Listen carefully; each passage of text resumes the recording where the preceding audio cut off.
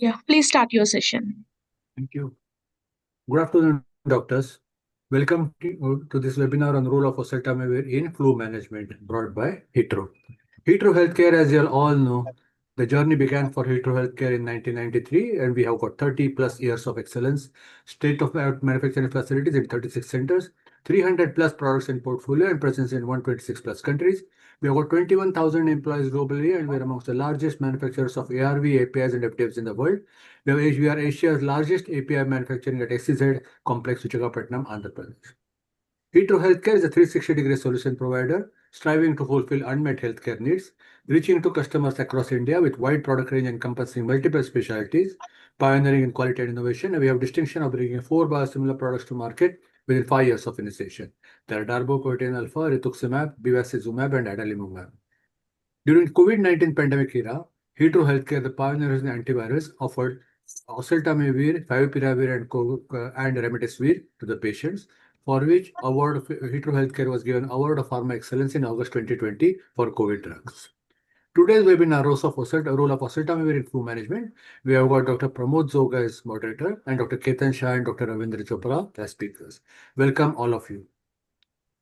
Dr. Pramod Jog is a professor of pediatrics at D.Y. Patil Medical College, Pune. Sir is President IIP 2016, Steering Committee Member GAVI CSO 2016 to 19, Chairman MINIR-SP Module IIP, and author of book Cophology. Welcome, Dr. Jog.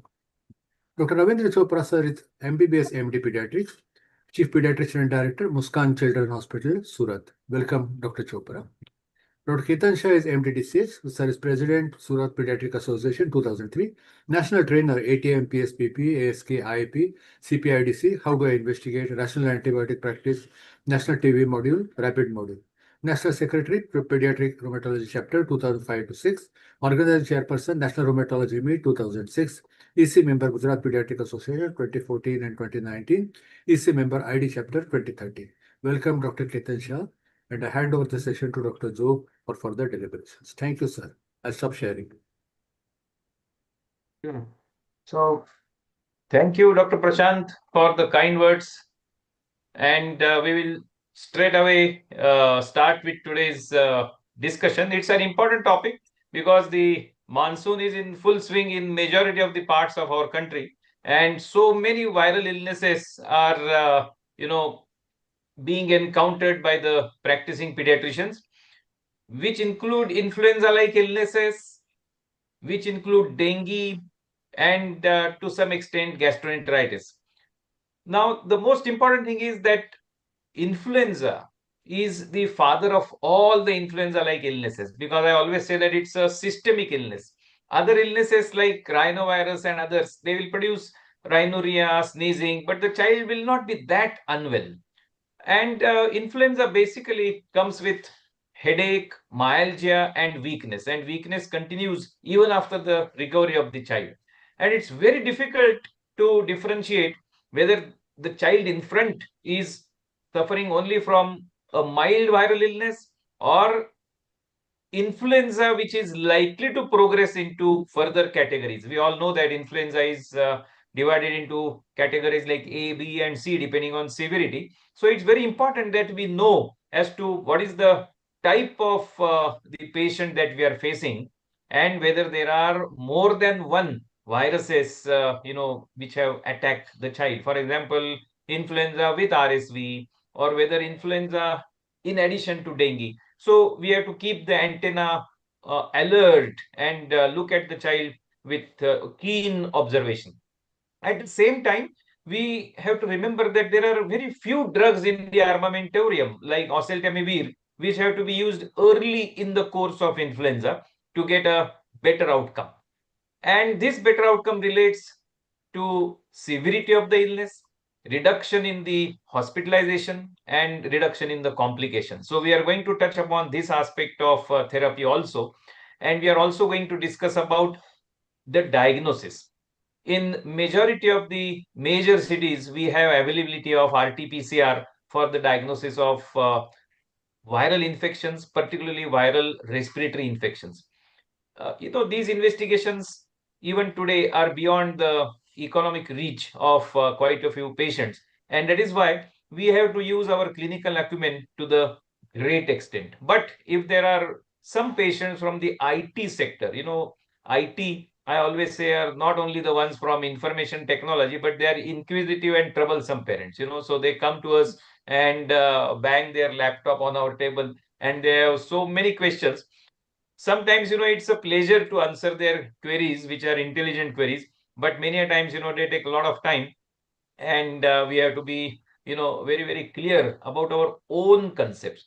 The most important thing is, of course, our own conviction to our profession, to our rationality, and the use of the therapeutic agents at proper times. So with that brief introduction, I will request Dr. Ketan and Dr. Ravindra to proceed with the discussion related to influenza and the role of oseltamivir for the next 40 to 45 minutes.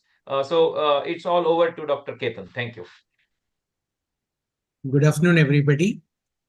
Thank you, Dr. Pramod sir, for a brief and kind introduction, and to Dr. Prashant also. Special thanks to Hetero Healthcare for giving this opportunity. We had a brief introduction about the disease given by Dr. Dr. Pramod Jog. I'll just share my slide.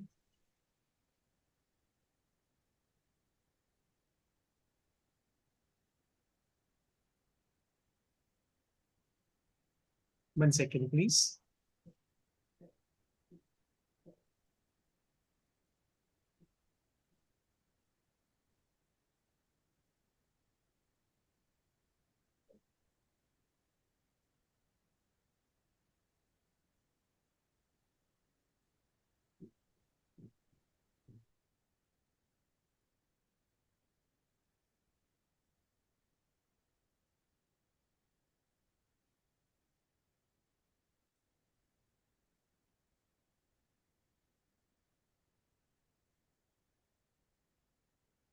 So the content of the talk would be healthcare challenges in monsoon and their diagnosis, influenza and its complication, clinical evidence of use of oseltamivir, and guideline recommendation for empirical use of oseltamivir.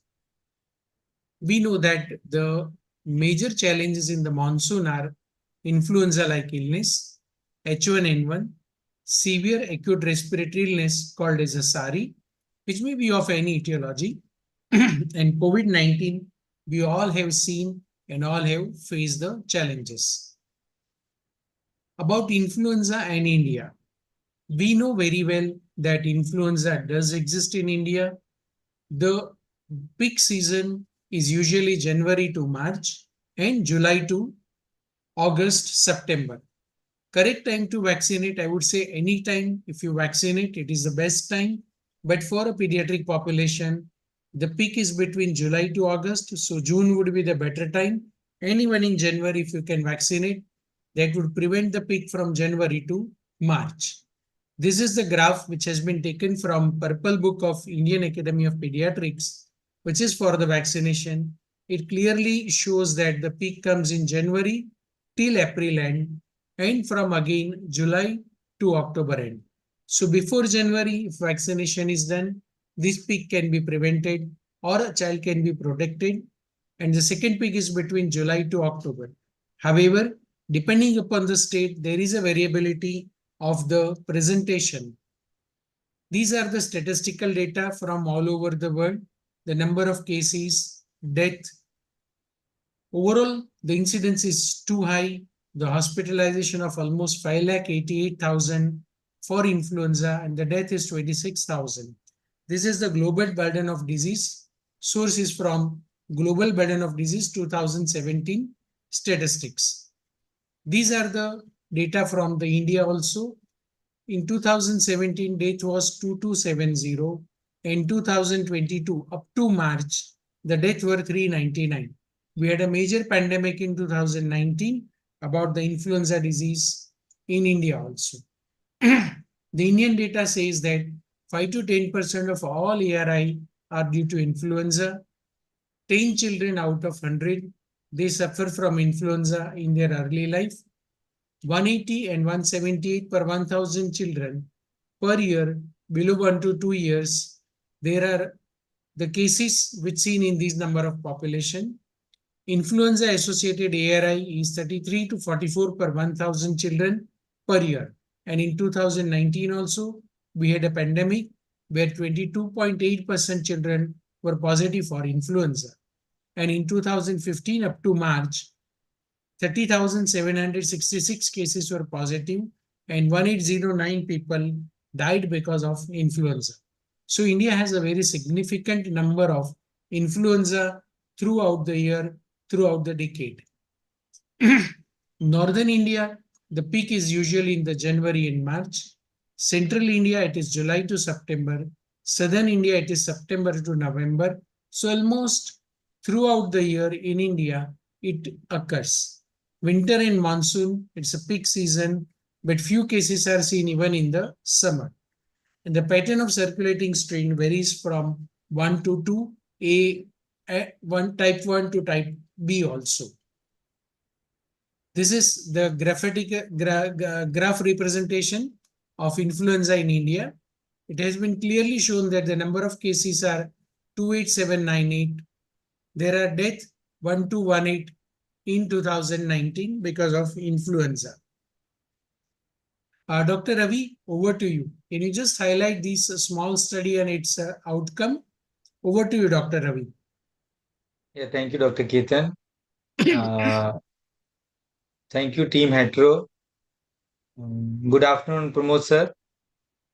So, as we already discussed that influenza does exist in India, this was a myth few years back. Then we used to think about that this influenza is a Western disease. This is a kind of a path-breaking study which was done in Tamil Nadu. It was a 7-year cumulative study just to show that influenza does exist. So this study was done by Department of Virology in 2019 at the King Institute of Preventive Medicine and Research, and where 36,670 specimens were subjected for influenza analysis in the nasopharyngeal samples over the period of 7 years. So this was one of the path-breaking study which did reflect that influenza does occur in our setup, and the influenza positivity, it started with the onset of the monsoon season. As we all know that, as Dr. Ketan has already mentioned, that in the southern hemisphere it is a monsoon flu. So it corresponds with that influenza positivity started with the onset of monsoon and peaks during the post-monsoon season. So probably like we still face this thing in our day-to-day practice, that it starts with the monsoon season and we keep on getting these patients at the months of around October, November till maybe early part of early winter, where the in the northern hemisphere the peak will start after the month of December, January, and February. So this study quite correlates what we generally think. Thank you, Dr. Ravi. About the influenza virus, we know that it is one of the most common infectious disease caused by influenza virus. It is highly contagious. It is an airborne disease that occurs in seasonal epidemics and manifests as an acute febrile illness. It can cause mild to severe illness, and serious outcome of flu infection can result in hospitalization or even death. We know that there are 3 types of influenza virus. Influenza A, which causes frequent epidemic due to minor antigenic variation, and periodic pandemic due to major antigenic variation. Influenza B virus, which infect only humans, causes local epidemics. Influenza C virus, ND virus, which does infect human and swine. Influenza type C infection generally causes a mild respiratory illness and are not thought to cause epidemics. Currently circulating in humans are subtype A, H1N1 and A, H3N2. Dr. Ravi, can you highlight what is the difference of drift and shift in, or what is the definition of drift and shift in influenza? Over to you, Dr. Ravi. Yeah, so this kind of a terminology is very important and relevant with the influenza virus, because as we know that influenza virus keeps on mutating, and we have to use revaccination strategy every year, most of the time. So there are four kinds of viral antigen which comprises in influenza vaccine. So this is because of their natural tendency to have mutation. So if there is a mutation within the genome, so intragenomal mutation is known as drift, which escapes our immune system and tends to cause disease every season by season. Whereas if there is a shift in the whole of the reassortment of the virus, it is known as shift, which is entirely a new virus, and it entirely escapes our immune system and leads to a massive disease outbreak in the public. So that is the cause for pandemic. So that's why this shift and drift are relevant in our day-to-day practice. Thank you, Dr. Ravi. This is a very important point so far. So clinical application is concerned, because once we immunize the child, we need to inform that we need every year vaccination, because the drift and shift phenomena can occur in influenza. Transmission of flu virus, it can spread at 6 feet distance also. We are mainly by droplet, as we discussed. The droplet can land in the mouth or noses of people who are nearby, or possibly inhale into the lungs. People should stay away from the affected person and stay home if sick. Therefore, in the school, we suggest that even a minor cough, cold, or fever, they should not go to the school. Otherwise, they can spread the disease. This is what is happening nowadays.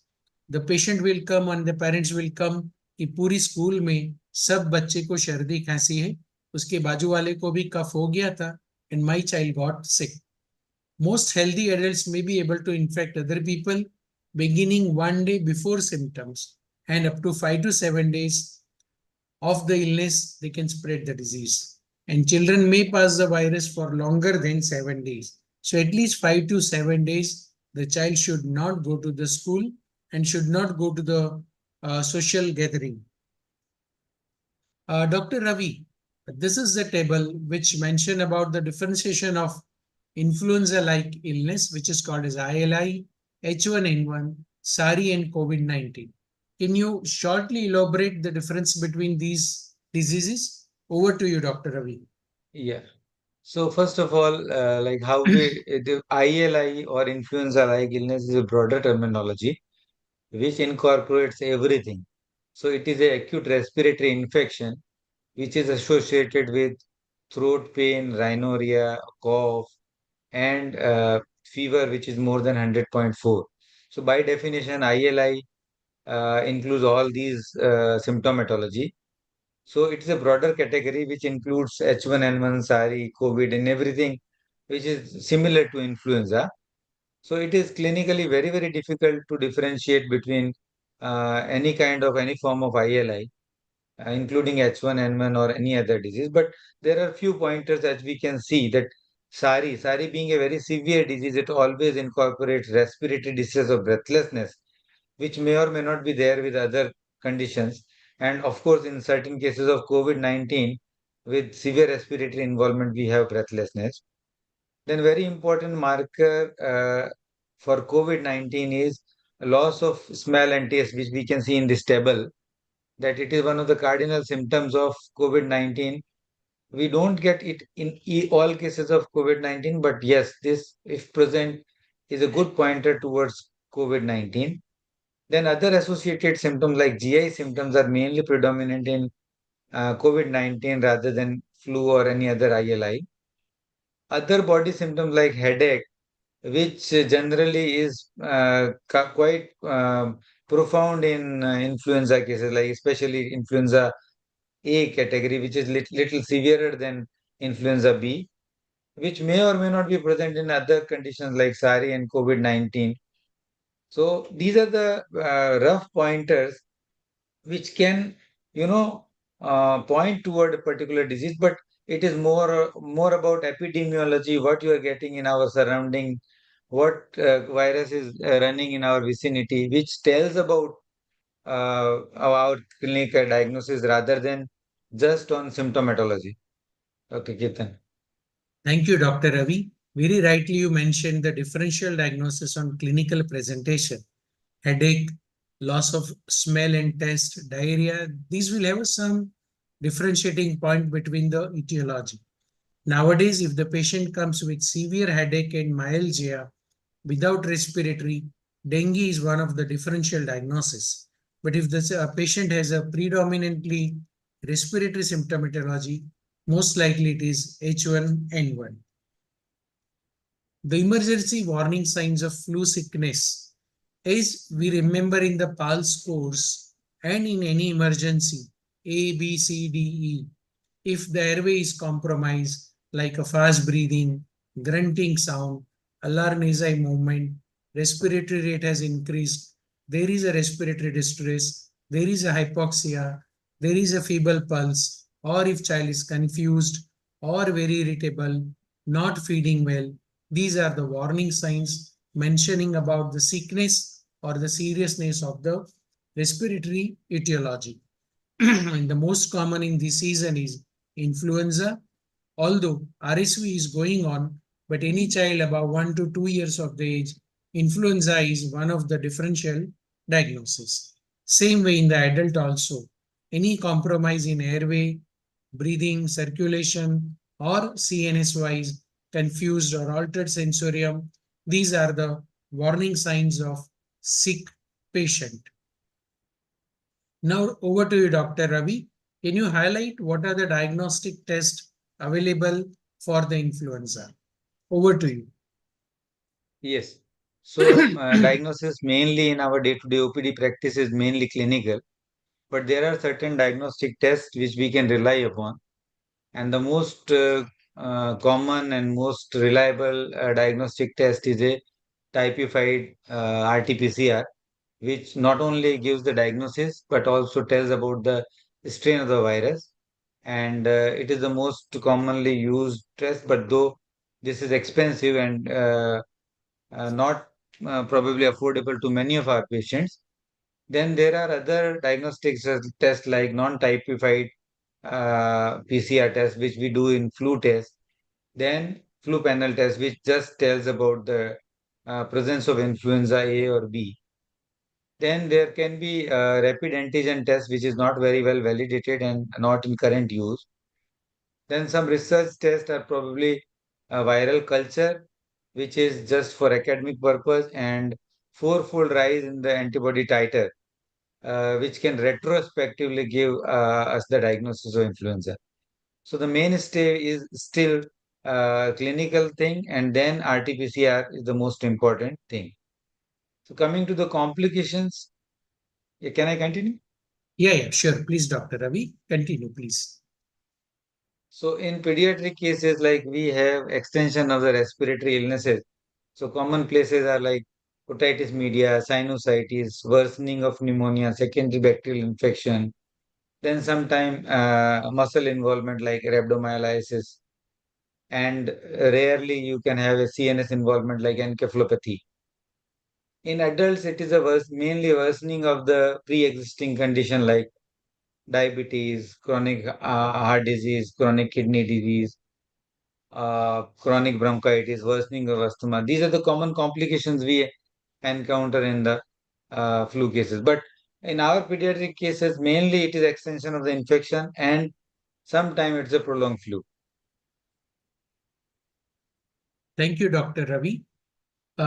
Looking to the diagnostic and complication.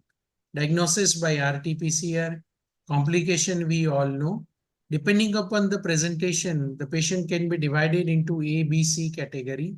A is a very mild disease, B is a moderate intensity, and C is a serious illness where you have compromised respiratory, cardiac, or CNS systems. Now we'll go to the management of influenza. Antiviral therapy with Oseltamivir is a gold standard treatment for influenza. The basic treatment for category A would be bed rest, increased fluid consumption, cough suppressant, antipyretic, and sometimes NSAID for fever and myalgia. Most patients with influenza recover in 3 days. However, malaise may persist for weeks together. Severe cases may require intravenous hydration and other supportive measures. So severity in category C needs a proper management. We have a two type of antiviral drugs, neuraminidase inhibitor and adamantium or M2 ion channel blockers. Neuraminidase inhibitors, they block the viral neuraminidase enzyme, which is critical in releasing viron from the infected host cell. These drugs are active against influenza A and B, and the prototype is oseltamivir.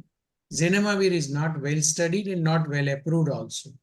In adamantium group, they interfere with the hydrogen ion channel activity of the influenza A virus, thus blocking its entry into the host cells. Active only against influenza A virus. The example is amanitin. So looking to both these figures, oseltamivir is a better choice. It works on A and B, both the type. Oseltamivir is a potent and selective inhibitor of the neuraminidase enzyme of the A and B virus. It is a prodrug which is converted to the active form oseltamivir carboxylate in the liver. It inhibits influenza virus replication and pathogenicity. It prevents further spread of the infection, and it is effective against all strain of A and B virus, including the avian H5N1, swine origin H1N1, and H9N2 strains also. This is the pictorial presentation. The drug would act here. The viron is there. The neuraminidase enzyme is there. From here, there is a release of new viron. This drug would act here, would inhibit the neuraminidase. So there is a no viron release and the viral replication is halt. And this will prevent the further deterioration of the cases. So oseltamivir, it is the first oral neuraminidase inhibitor. It is approved in more than 100 countries. The dosage recommendation, it is given in the table. 75 milligram capsule is also available. For the children, the dose below 15 kg is 60 milligram per day. The syrup, syrup comes to 2.5 ml BD. For 15 to 23 kg, it is a 90 milligram. So it is 3.75 ml. For 23 to 40 kg, it is 5 ml BD. And more than 40 kg, it is 6.25 ml BD. Infant 2 weeks to less than 1 year of age, the dose is 0.25 ml per kg or 3 milligram per kg twice daily. For the prophylaxis also, the dose is mentioned in the table. It is once a day for around 10 days. So over to you, Dr. Ravi, for few real life case scenarios of influenza. Dr. Ravi, please go ahead with the case number 1. Yes. So these are the real cases we encountered in last few months. This was pre-monsoon season. So these cases highlight few points about day-to-day influenza illnesses and their treatment. So this case one is Ishani. She was a 6.5-year female child resident of Surat. She was immunized for routine childhood vaccination but had skipped influenza vaccination. She presented with high-grade fever of 103 and 4 degree Fahrenheit. Every 4 to 6 hours, they used to give antipyretic. More or less, the fever was almost continuous, with cough and cold for last 2 days and throat pain for 1 day. Now, for the last few hours before presentation, child was having breathlessness. There was no significant past or family history of any respiratory illness or any other illness. The child was well nourished. She was febrile with a fever of 104 degree Fahrenheit oral, with mild tachypnea with respiratory rate 42 per minute, mild retractions, tachycardia, heart rate of 150 per minute. Blood pressure was normal. Saturation in room air was around 93 to 94%. Her throat was severely congested with nasal discharge, which was watery in nature, and chest auscultation revealed bilateral crepes, but rest of the systemic examination was normal. So after with stabilization, we started investigation. So her counts revealed a normal hemogram with hemoglobin of 11.9 with almost normal neutrophilic count. CRP was 6.7. After stabilization, we did an X-ray chest which showed bilateral perihilar opacities and prominent bronchovascular marking. Considering all these things and respiratory illness, we with a sick child, we did a respiratory multiplex PCR, which later revealed a presence of H1N1 virus. So child on admission was started on IV fluid oxygen inhalation with nasal cannula, and supportive treatment continued. As soon as we got influenza report positive, we started oral Oseltamivir, because at that time it was first case of our season. So we were epidemiologically, we were not sure. So we waited and then later started Oseltamivir. And the child continued to have high grade fever for the next 24 hours and required paracetamol infusion over the course of around next 24 hours, where fever kept on spiking. After for 24-hour fever started settling down, respiratory distress settled down at around 24 hours, and later gradually child weaned off from oxygen in the next 24 hours. At 72 hours, child was afebrile with no respiratory distress. Cough bouts were persisting, but rest otherwise child was active and playful, and child was discharged on oral oseltamivir and decongestant and some cough suppressant as and when required. So this case highlights about the rapid progression of disease. So within 2 or 3 days, child from having a mild cough, coryza, which we see in just common cold, to a severe respiratory embarrassment. And we can see this case also highlights about the rapid recovery of the child after proper diagnosis and prompt antiviral therapy. So the second case is about Prishit. He is a 10-year-old male child. Known case of seizure disorder was on oral Valparin. The child presented with persistent cough for 3 days, fever third day. The fever was ranging from 102 to 103 from the very beginning, from the very first day. There was associated with weakness, lethargy, body ache, heaviness of the chest. And before presenting to the hospital, child had one episode of stiffness of both upper limb and uprolling of eyes, which was very transient, lasting for only a few seconds. So child was admitted in emergency. His weight was 33 kgs, height 137. He was febrile with a temperature of 101, a mild tachycardia, pulse 137 per minute, respiratory rate 38 per minute. He was maintaining saturation in room air with normal blood pressure, and there was no respiratory distress. On presentation, child was fully conscious, oriented, and there were no abnormal movement, and CNS examination was perfectly normal. His throat was grossly congested, and chest showed bilateral conducted sounds and lot of wheezing. Other systemic examination were normal. On investigation, child had a hemoglobin of 12.5 with total count little on the lower side, 4,900. Platelets were normal. CRP was 18.6. Chest X-ray had shown a similar kind as we described in last case, like bilateral parahilar prominence, parahilar kind of pneumonia. So flu panel was sent, and it was suggestive of influenza B virus.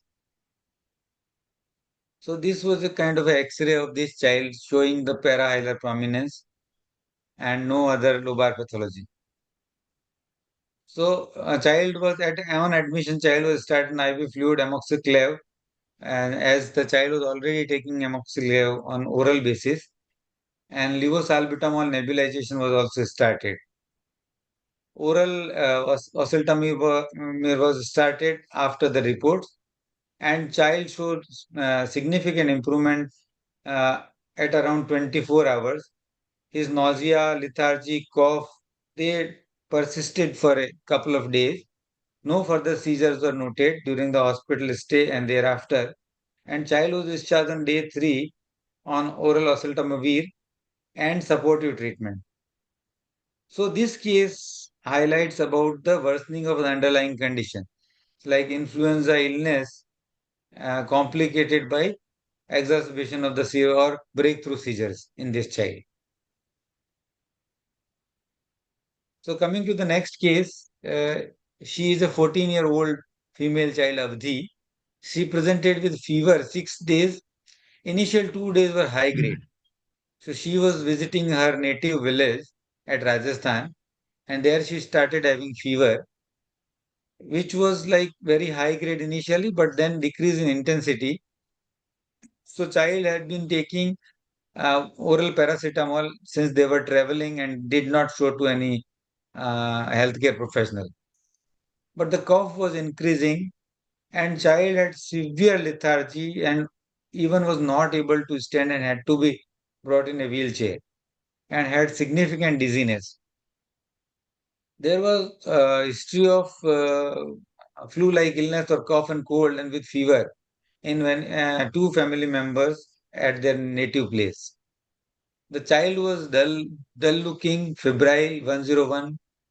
Child was quite dehydrated with a blood pressure of 90/60, RR 32, SpO2 98, heart rate 146. There was no respiratory distress.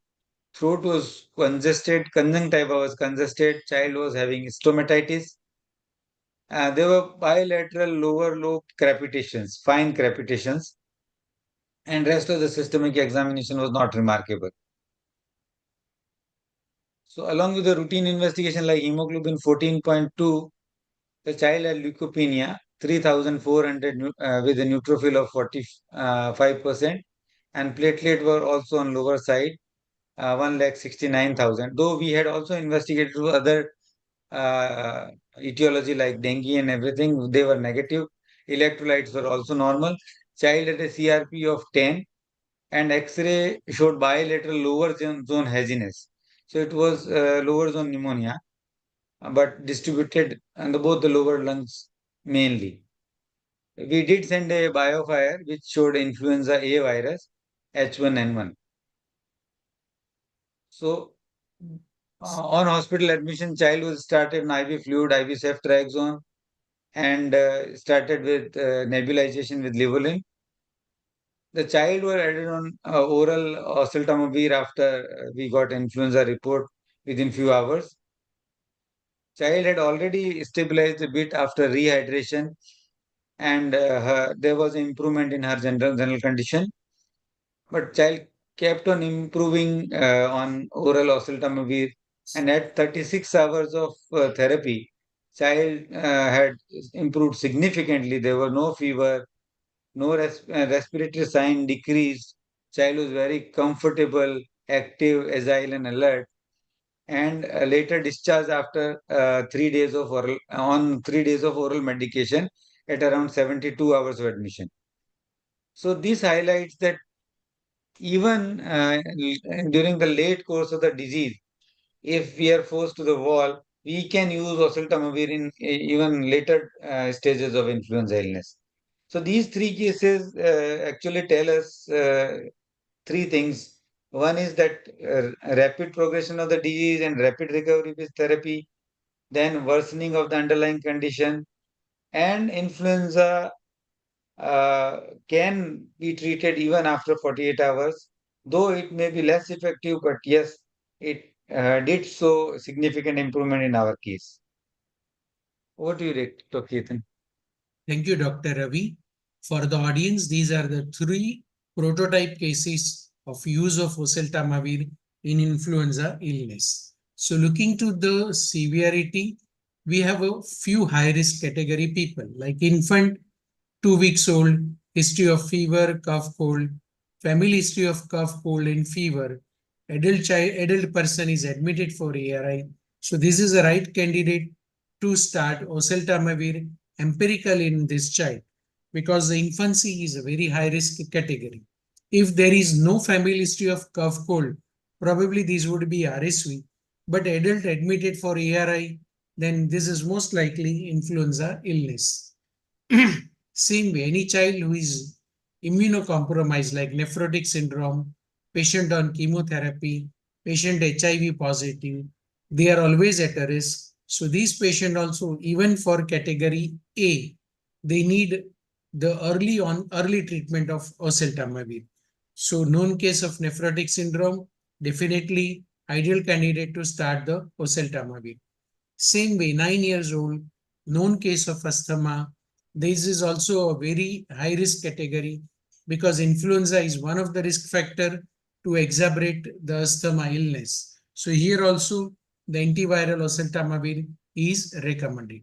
So wonderful drug is an oseltamivir for walking pneumonia and early onset severe symptoms. There are various clinical trials showing benefit of empirical and early use of oseltamivir. We'll just show a few highlights of the various studies. This is the oseltamivir treatment of influenza illness, which reduces the lower respiratory tract related complications, antibiotic use, and hospitalization. The antibiotic use can be reduced almost to 26.7%. Influenza related lower respiratory complications can be significantly reduced up to 55%, and even the hospitalization can be reduced by 59%. These are the data from 3564 subjects. The age range was between 13 to 97 years. Reducing occurrence and severity of pneumonia due to H1N1 by early oseltamivir. This was a retrospective study on 442 patients, which had shown that the mean duration of onset of symptoms to starting of oseltamivir was 5 days. Subjects were divided into onset less than 2 days, 3 to 7, 8 to 14, and more than 14 days. And this has highlighted that the probability of severe pneumonia significantly reduces if you start oseltamivir maybe at the onset or in the middle of the disease also. And this is what Dr. Ravi has already mentioned in one of the case where the patient presented on 6th day of the illness. Again, these graph shows that the patients with a shorter time to oseltamivir administrations were discharged earlier from the hospital. Dr. Ravi has highlighted on a case number 1 where immediately we started oseltamivir and within 2 to 3 days patient was discharged. Same thing is correlated in these study. About the prophylaxis, the recommended duration for post-exposure prophylaxis is 10 days. These are the household contact. When one patient is diagnosed, the surrounding people should get the 10 days prophylaxis. And if there is a community outbreak, prophylaxis can be extended up to 6 weeks also. And if it is an immunocompromised patient, it can be up to 12 weeks. So better to start the prophylaxis earlier, which will prevent the disease. So we discussed the role of oseltamivir in disease and even in the prevention of the flu disease. There are standard guideline recommendation. Even WHO recommended that empirical treatment is strongly recommended. Treatment should be started as soon as possible. Laboratory confirmation may not be necessary to start the treatment. And negative test report does not exclude the influenza disease. If high risk individuals have been exposed, empirical treatment is recommended. Even Indian government, Ministry of Health and Family Welfare has recommended the empirical use of oseltamivir, and even in the severe SARI cases, empirical use is recommended along with antimicrobials. In adult with community acquired pneumonia, if there is an epidemic of influenza, along with antibiotic, if you add influenza treatment with oseltamivir, the recovery is better and faster, which has been studied in the various journals. So in summary, proper diagnosis and early treatment can prevent flu complications. Empirical use of oseltamivir reduces lower respiratory tract complications, hospitalization, and antibiotic use. WHO American Thoracic Society, and in the Indian government health department do recommend empirical use of oseltamivir.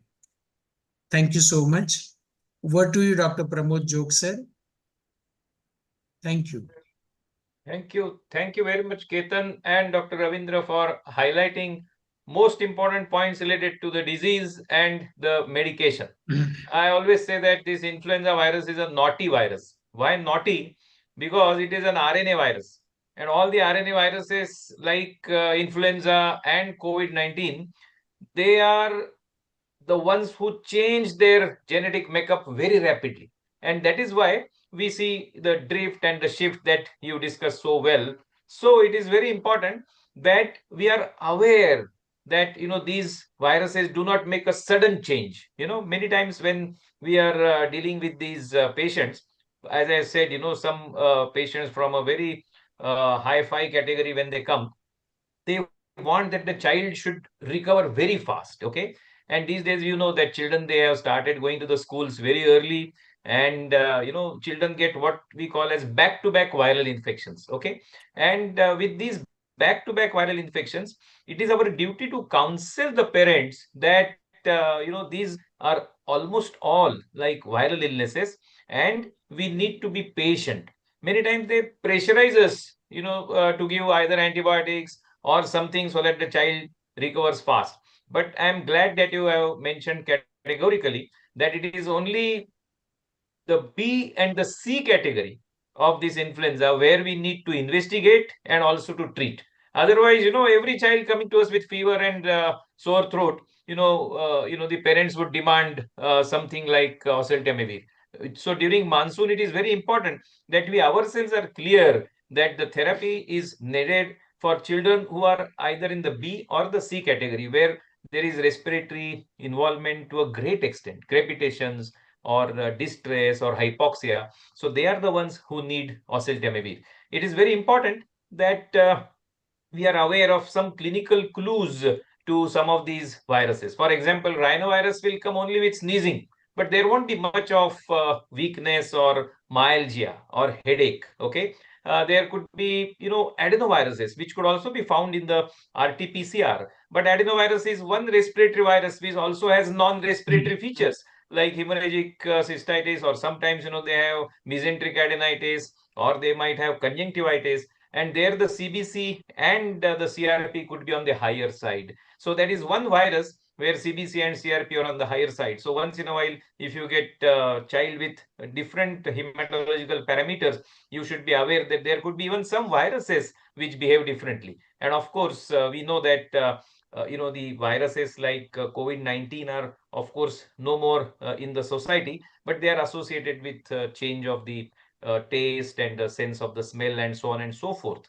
One has to be also very clear about the role of these RT-PCRs in our day-to-day practice. It's quite possible that you get certain viruses in addition to influenza. For example, RSV. And if you get RSV along with influenza, it's possible that the severity of the illness is related to both these viruses. And that's why one has to be very, very cautious. But some of these viruses like rhinovirus, if you find them in the throat swab, they could be innocent bystanders. Okay. So they simply, like I always give the example of, these neighbors, many times when the husband and the wife are fighting, the neighbors are only passive onlookers.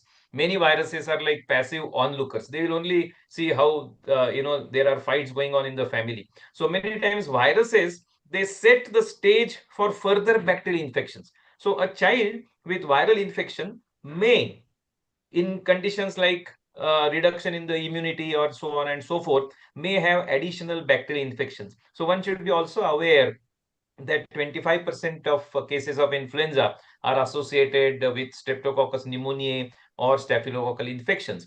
So it's very important that we should have a panorama of the respiratory infections in front of our eyes when we are handling a particular child. So it could be two viruses together, or it could be a severe form of the same virus, or it could be a bacterium of the respiratory category like pneumococcus along with the virus, or it could be non-respiratory virus like dengue, which is coming in the picture. So with this panorama and the open eyes, it's quite possible that we can act as better clinicians. And I always feel that the high tech society in the medical fraternity particularly is taking us away from the high touch medical fraternity. Many times our earlier seniors, they used to say that touch the patient, that is very important. But now this high touch is slowly going to no touch, and then directly I have seen, in fact I have seen some cardiologists or diabetologists only, they will look at the ECG, echo, blood sugar report,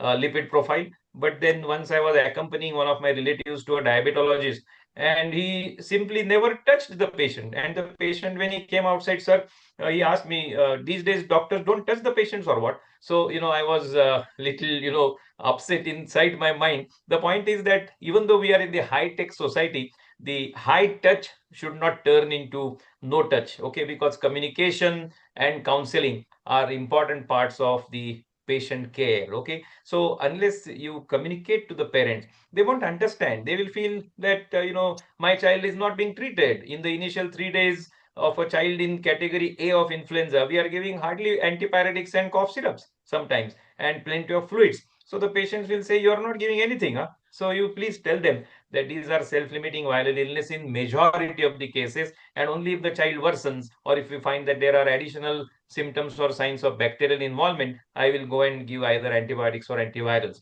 So these are some of the important points which are a part of our rational approach. I am glad that you have covered all the topics in details, and I'm sure our listeners have been benefited by all the information that you have given. I will just add an important point about prevention. I call this as Hasta Pancha Sutri. There are some 5 things related to the hand, like hand washing, using the handkerchief, keeping the other person at a hand's distance, avoiding the handshake, and using the hands particularly to cough and sneeze. So there are some important points. And finally, the last thing related to the hand is the namaste. Okay, so whenever you meet anyone, please avoid the shake hand. And just as our Prime Minister avoids shake hand and always is seen in the namaste posture, it is important that for prevention of flu also, namaste is important. So with that, we all will say namaste. Thank you very much. And I hand over the proceedings to Dr. Prashant, and thank Dr. Ketan and Ravindra again. Thank you very much. Thank you, sir. Thank you, sir. Namaste. Thank you. Thank you very much, Dr. Jog. Thanks, Ketan Shah. Thanks, Dr. Ravindra Chopra. And thank you, marketing and Hetero team. Thanks all the doctors who took time from their scheduled and attended this webinar. It was lovely, Dr. Shah and Dr. Chopra, listening to their experience and insights on the drug being used in influenza. Thanks, Dr. Zog, for your inputs. We had a lovely webinar. I'm sure the audience would have benefited. Thanks once again, all of you, and we can sign off now. Thank you. Thank you. Thank you, Samruddhi, also. Bye-bye. Bye. Thank you, sir. Thank you. Thanks, Thank you. Nagadevi. Thank you, sir.